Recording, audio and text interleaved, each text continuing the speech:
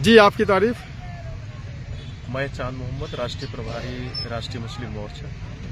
आप यहाँ पे हैं, बिल्कुल ये जो पीछे कुछ काम हो रहा है, क्या इसका रीज़न है, मकसद क्या है? ये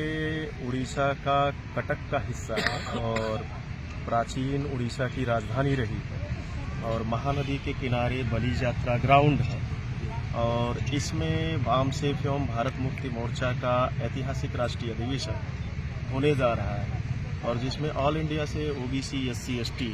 और मुस्लिम, सिख, ईसाई, बौद्ध, लिंगायत, क्रिश्चियन लार्ज स्केल पे पार्टिसिपेट कर रहे हैं और जिसमें 300 से ज़्यादा सब्जेक्ट पे, मुद्दों पे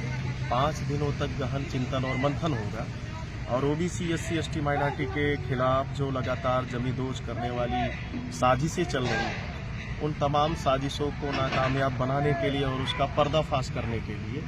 ये विशाल जो है कहा जाए चिंतन मंथन का, मूल निवासियों का ये 5 दिनों का शिविर है, राष्ट्रीय अधिवेशन है और जिसमें भारत के 32 राज्यों से और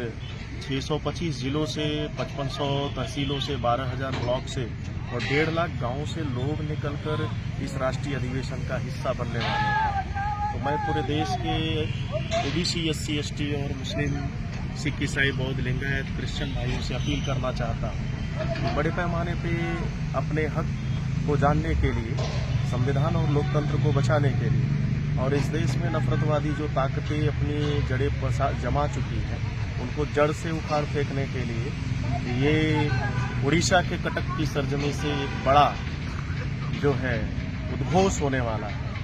तो इसका हिस्सा बने और ख़ासतौर से मुस्लिम भाइयों को मैं अपील करना चाहता हूँ और उड़ीसा के कटक के मुसलमानों को, भुवनेश्वर के मुसलमानों को, पुरी के मुसलमानों को और इसके एतराफ़ में रहने वाले पश्चिम बंगाल, झारखंड, बिहार और छत्तीसगढ़, नागपुर, महाराष्ट्र, मध्य प्रदेश, तो जो अलग अलग हिस्सों में मुस्लिम भाई हैं उन्हें भी इस राष्ट्रीय अधिवेशन में बड़े पैमाने पे शिरकत करेंगे इंशाअल्लाह। तो अभी उसकी तैयारी, राष्ट्रीय अधिवेशन का एक स्ट्रक्चर देख सकते हैं कि ये मुख्य प्रबोधन हाल है, सभागार तैयार हो रहा है जो लगभग 300 फीट चौड़ा है और 1000 फीट जो है ये लंबा है। तो ये कम से कम इसमें लाखों लोग प्रबोधन के समय में बैठ सकते हैं और इसके स्ट्रक्चर अभी लगातार खड़े किए जा रहे हैं। आप देख सकते हैं बड़े पैमाने पे बड़ी बड़ी मशीनें हैं, हाइड्रा है और चारों तरफ जो है लगभग एक बड़ा एरिया 3000 फीट की बाउंड्री वाल है, बड़ा एरिया एक्वायर किया जा रहा है। तो इससे साबित होता है कि अब तक का जो राष्ट्रीय अधिवेशन हुआ उससे ऐतिहासिक राष्ट्रीय अधिवेशन अभी ये वाम सेफ का 42वां और भारत मुक्ति मोर्चा का 15वां राष्ट्रीय अधिवेशन होने वाला है। कब से कब तक है? यह 26 दिसंबर से 30 दिसंबर के दरमियान राष्ट्रीय अधिवेशन होगा और ख़ास बात है, मैं मुस्लिम भाइयों को बोलना चाहता हूँ कि 29 तारीख को मुसलमानों के 4 अहम मौजू पे इस राष्ट्रीय अधिवेशन में चर्चा होने वाली है। भारत के मुसलमानों को इस देश में मनुवादी विचारधारा लंबे समय से हक अधिकार से वंचित करने के लिए और छूत बनाने के लिए उनकी आबादी के मुताबिक हिस्सा न देना, ये बहुत बड़ी साजिश का हिस्सा है। वक्फ संशोधन विधेयक 2025 असंवैधानिक है, गैर कानूनी है और पूरे देश में आज जो मुसलमानों की फर्जी गौकशी के नाम पर, फर्जी लफ्ज़ जिहाद के नाम पर और मुसलमान होने के नाते मॉब लिंचिंग की जो घटनाएं हो रही हैं,